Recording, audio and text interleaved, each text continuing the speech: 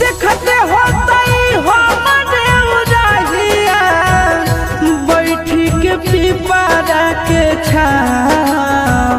रुक रुक रुक रे टरेनिया, रुक रुक रुक रे टरेनिया, ले ले चल जनुआ के गाँव।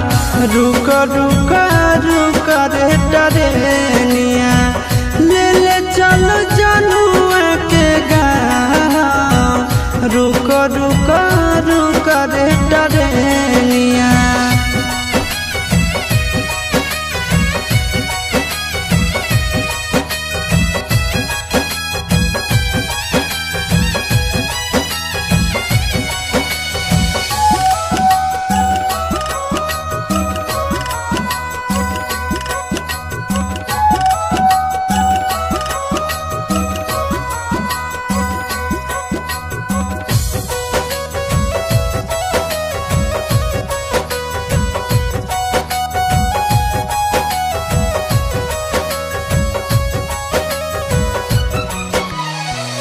मनवा न लागत होत है पिया के आंगनवा।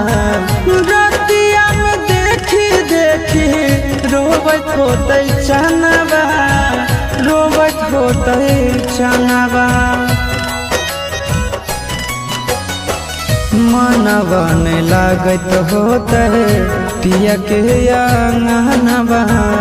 रतिया में देखी देखी रोबत होते चनवा, रोबत होते चनवा। जबने नागरिया गेलै पगले उ होवे हमरो पहुँचाव।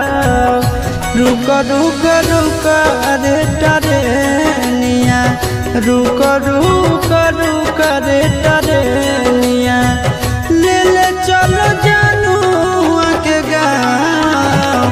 रुक रुक रुक रे टरेनिया, ले ले चलो जनुआ के गाँव।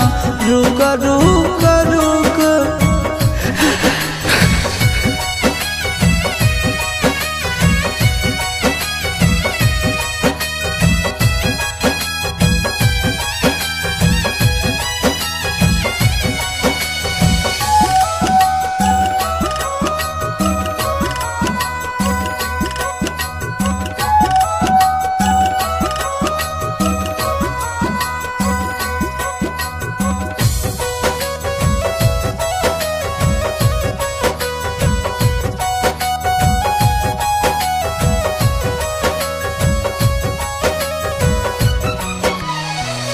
फोनवो नहीं कैला कहीं नहीं भेजले कई खबरिया।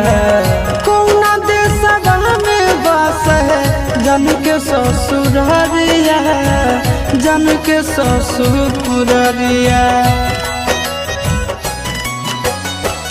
फोनवो नहीं कैला कहीं नहीं भेजले कई खबरिया। कौना देशवा में बस है जन के ससुररिया, जन के ससुररिया। गोरे ललके बुझे मजबूरी बताई दी है आशीष के नाम। रुक रुक रुक रे टरेनिया, रुक रुक रुक रे टरेनिया, ले ले चल जनुआ के गाँव।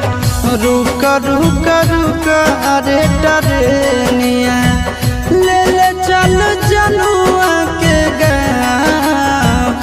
रुक रुक रुक रे टरेनिया।